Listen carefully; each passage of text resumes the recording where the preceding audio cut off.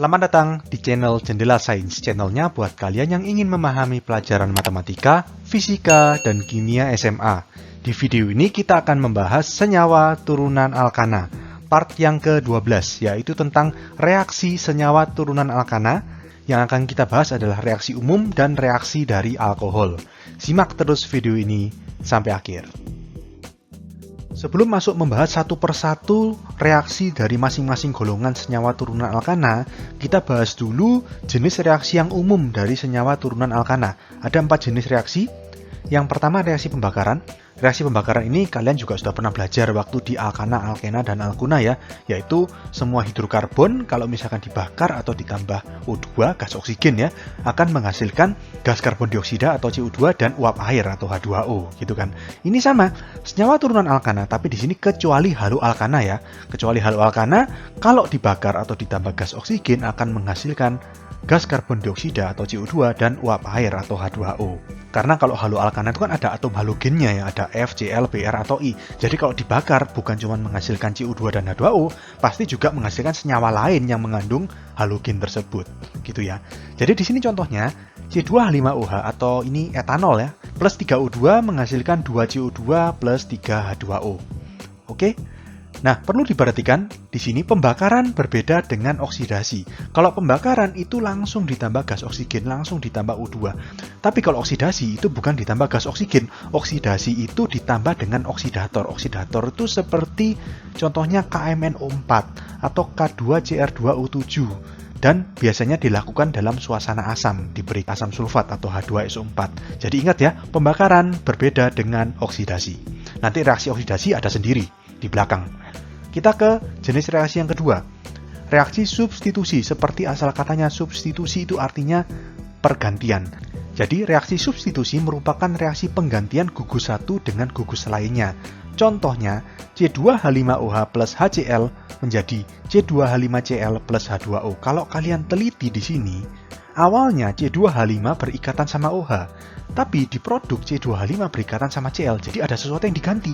C2H5 berikatan sama OH, kemudian Cl ini istilahnya mengusir, menggantikan posisinya OH menjadi C2H5Cl. OH-nya gantian sekarang berikatan sama H menjadi H2O. Jadi reaksi substitusi ini seperti bertukar pasangan seperti itu. Oke, kita ke reaksi yang ketiga yaitu reaksi adisi. Adisi ini asal katanya kan addition atau add. Add itu kan artinya penambahan. Jadi ada sesuatu yang ditambahkan ke suatu senyawa. Nah, reaksi adisi juga bisa didefinisikan sebagai reaksi pemecahan ikatan rangkap. Contohnya, C2H5CHO plus H2 menjadi C3H7OH. Nah, mungkin kalian masih bingung, di mana ikatan rangkapnya? Kita harus gambar struktur bangunnya. Oke, kita gambar C2H5CHO. Itu termasuk golongan aldehid ya. C2H5 kita langsung pecah menjadi CH3, CH2, lalu CHO kan gini, C rangkap O, terus ke kanan H. Ditambah H2. H2 juga langsung kita pecah menjadi H strip H. Nah, yang terjadi seperti ini. Ikatan antara atom hidrogen ini putus. Ikatan antara C dan O ini yang satu ini putus. Kemudian yang terjadi adalah atom H yang satu ini menyerang atom O atau berikatan dengan atom O, dan atom H lainnya ini menyerang atau berikatan dengan C. Sehingga akan menjadi seperti ini hasilnya. CH3, CH2 tetap ya. CH3, CH2. Lalu di sini C-nya berikatan sama H, berarti CH.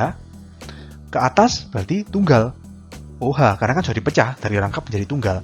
Terus berikatan sama H, berarti ini CH2.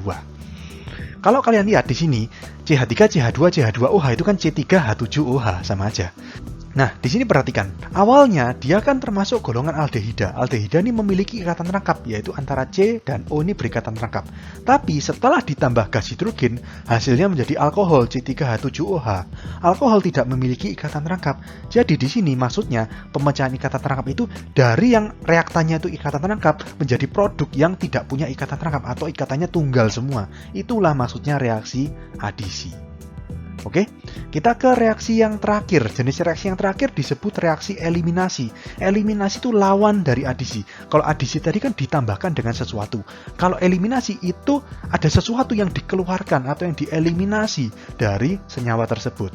Oke, nah definisinya juga bisa kita sebut sebagai reaksi pembentukan ikatan rangkap. Lawannya yang tadi, kalau tadi pemecahan ikatan rangkap, dari yang ikatan rangkap menjadi tunggal, kalau sekarang kebalikannya, dari yang tunggal menjadi rangkap karena pembentukan ikatan rangkap. Contohnya, C2H5OH menjadi C2H4 plus H2O. Kita coba gambar di sini. C2H5OH berarti kan C2H5-nya kita langsung urai ya, menjadi CH3, CH2OH.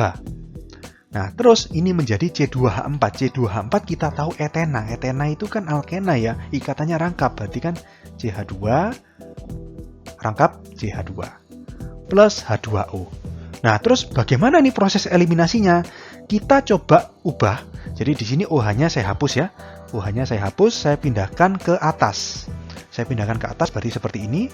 Lalu CH3 yang di kiri ini saya hapus juga menjadi CH2 yang berikatan sama H. Jadi saya jabarkan seperti ini, lalu di sini H dan OH ini lepas. H dan OH ini lepas menghasilkan H2O. Sedangkan ikatan yang masih kosong ini akan menutup seperti ini.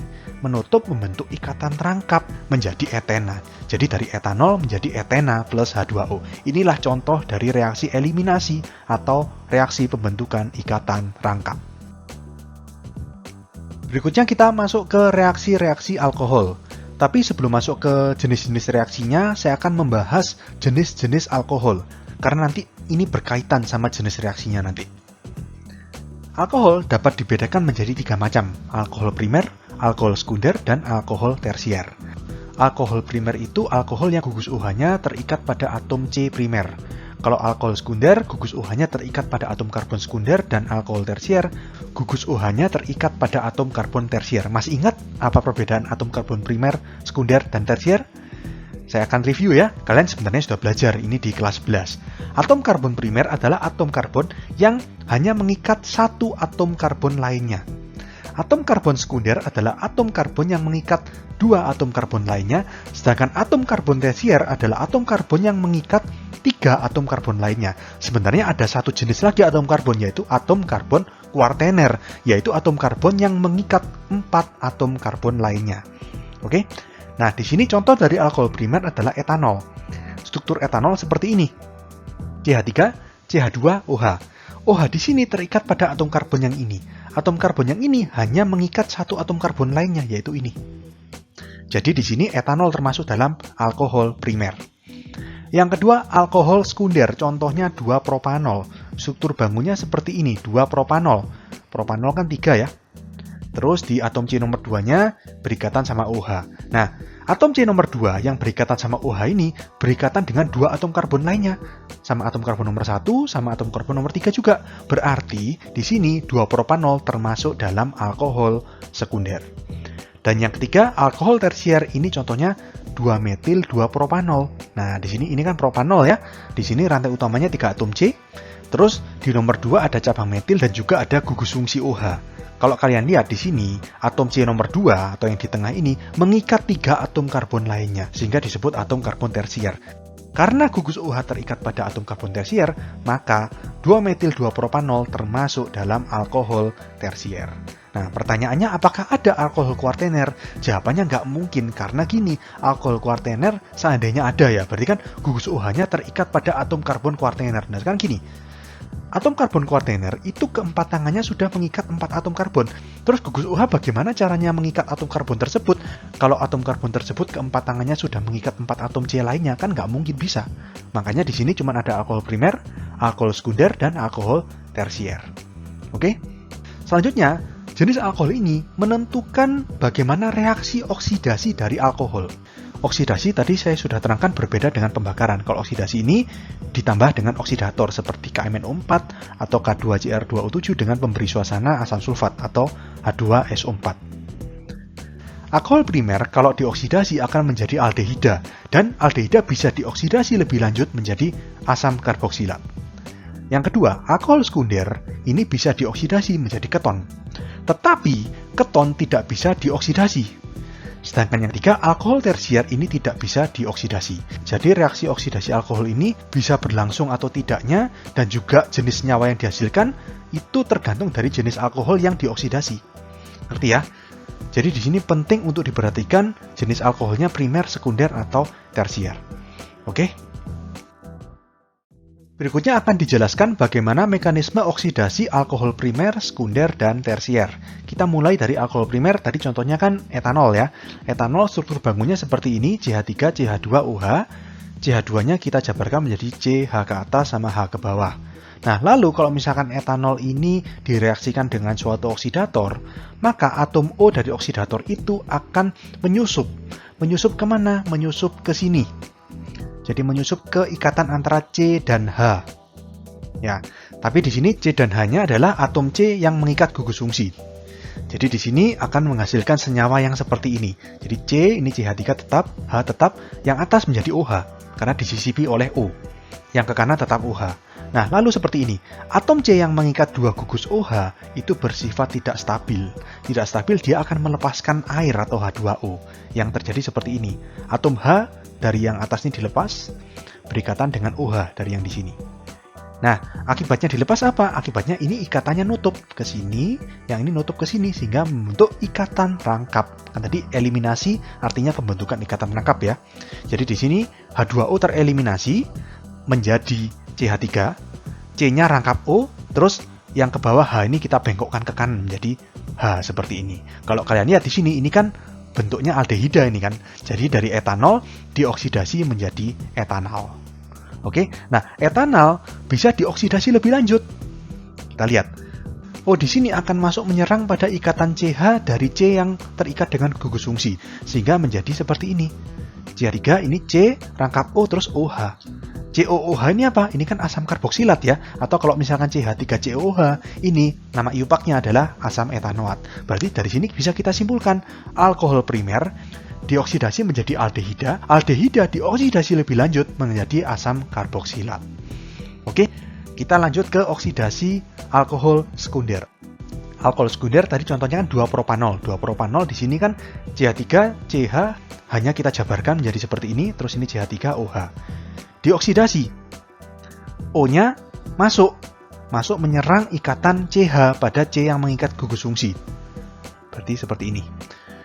Menjadi, nah gini ya, ini C, CH3, CH3, terus ini OH, OH. Sama, H dan OH-nya tereliminasi karena senyawa ini tidak stabil. Melepaskan molekul air atau H2O menjadi seperti ini. Ini kan ikatannya nutup ke sini, ini nutup ke sini, membentuk ikatan rangkap. Berarti menjadi keton, ya kan? Kalau kalian lihat di sini ini CH3, terus ini C rangkap O, terus CH3. Ini kan CO atau keton, atau nama iupaknya 2-propanon. Oke? Terus keton, bagaimana kalau dioksidasi lagi? Kita lihat. Oh, ini kan tadi nyerangnya kemana? Ke ikatan CH pada C yang mengikat gugus fungsi. C yang mengikat gugus fungsi di sini kan C rangkap O, nggak ada atom H di sini. Jadi O nggak bisa nyerang. Artinya karena O nggak bisa nyerang, maka keton tidak dapat dioksidasi.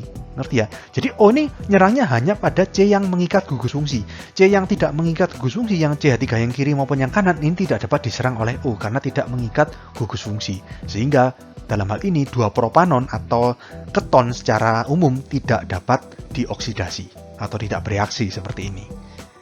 Oke, yang terakhir oksidasi alkohol tersier. Nah, alkohol tersier tadi contohnya kan 2-metil 2-propanol. Kita oksidasi. Oksigen masuk kemana?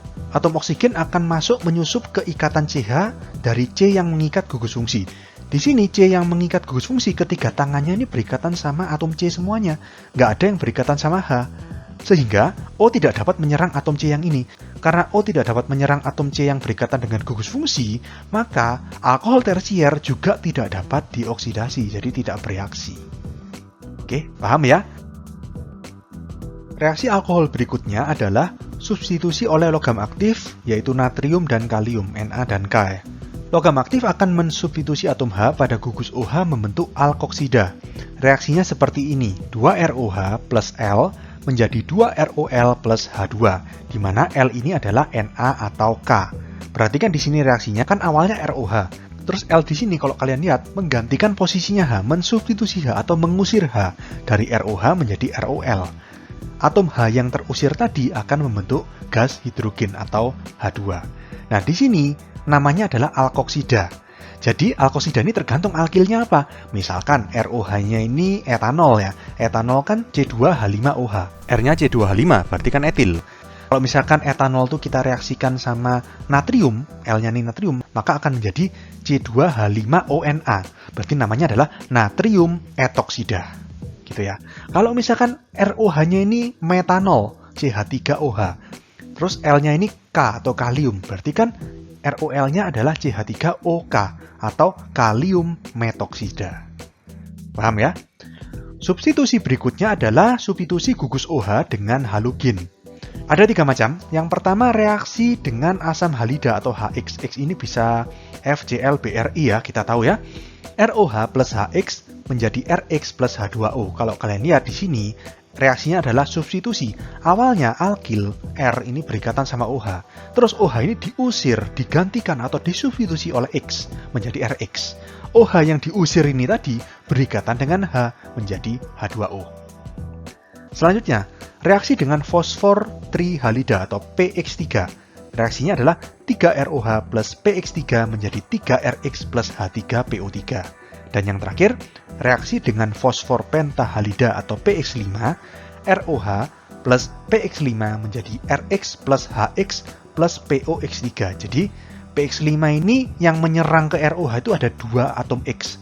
Yang satu menyerang R menjadi RX, yang satu menyerang H menjadi HX, terus sisa O yang di tengah ini berikatan dengan PX3 yang tersisa di sini menjadi POX3. Kurang lebih mekanismenya seperti itu. Reaksi alkohol berikutnya adalah esterifikasi atau pembentukan ester gitu ya. Jadi alkohol ini bereaksi dengan asam karboksilat membentuk ester dan air. Di sini perhatikan sifatnya reaksinya bukan satu arah tapi reversible. Kalian masih ingat ya? Di kesetimbangan kalian belajar ada yang namanya reaksi irreversible atau reaksi yang berjalan satu arah ke kanan saja, dan juga ada reaksi reversible yang bisa berjalan ke kanan maupun ke kiri. Di sini reaksi esterifikasi termasuk reaksi yang reversible. Jadi mekanismenya seperti ini. Ini alkohol R aksen OH plus asam karboksilat RCOOH, maka yang terjadi seperti ini.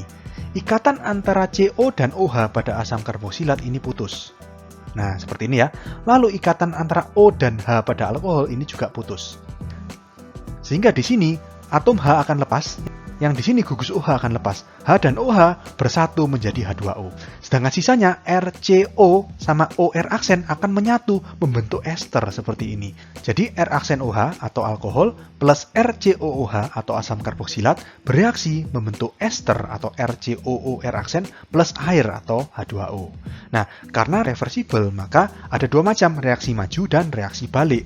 Kalau reaksi maju yang ke kanan ini disebut esterifikasi, sedangkan reaksi yang balik dari kanan ke kiri ini disebut dengan hidrolisis.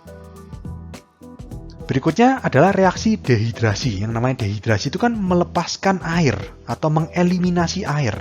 Di sini ada 2 macam dehidrasi. Yang pertama adalah alkohol dipanaskan dengan asam sulfat atau H2SO4 dengan suhu 130 sampai 140 derajat Celcius membentuk ether simetris.